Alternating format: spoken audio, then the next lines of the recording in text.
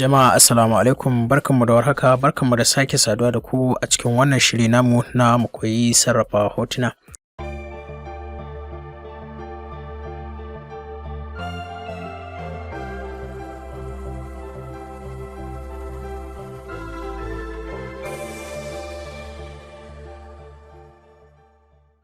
Shirin da muke yin shi da harshen Hausa da mutane su amfana.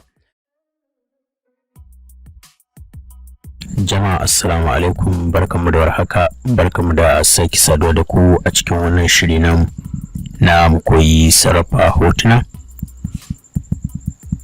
Haka muka bashi suna da harshen Hausa, amma in Allah ya so yarda duk wani abu da ya shafi harkar media za mu riƙa ɗan taɓawa kaɗan.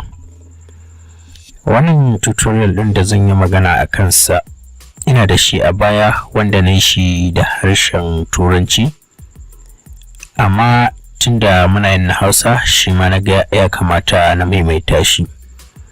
A baya na yi maganar seta audio manually, yanzu kuma zan yi maganar shi ne automatically kamar yadda na yi shi a Filmora, kuma na yi magana cewa Premiere yana da irin wannan salo wanda za ka iya setawa automatic.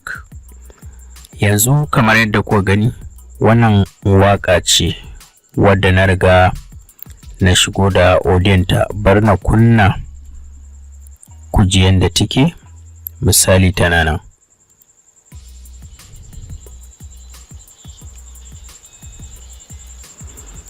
Yanzu kun ga, ku bi ni sannu, yanzu zan shigo da labari na.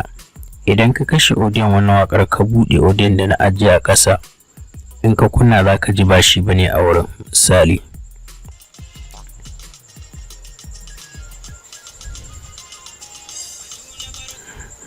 yanzu kun ga anan abin da yake faruwa, kiɗa ne kawai kuma sai baiti, sannan kuma ba baitin bane. To idan kana so ka sarrafa wannan, shine abin da yanzu zan yi magana akai.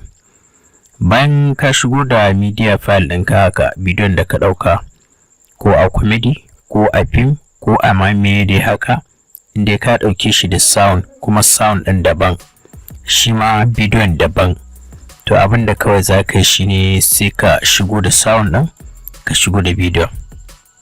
Bayan ka shigo da su, sai ka yi danna madannin mouse ɗinka na hannun hagu. Yau ba za ku gani ba saboda bidiyon ɗaukan dare ne, so bani da isasshen haske sosai da zai bani yadda nake so.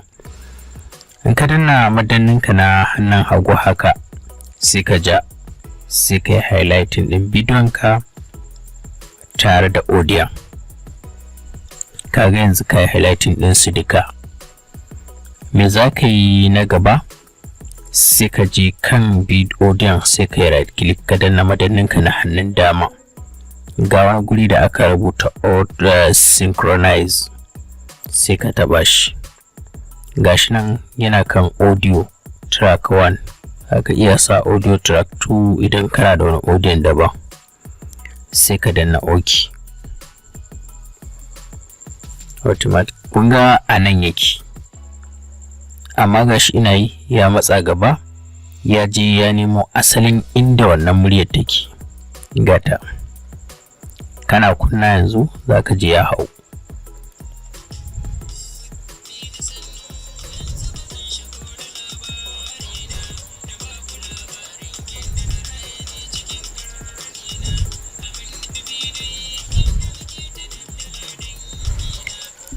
To wannan shine abin da muke son yi a nan yau da izinin Allah.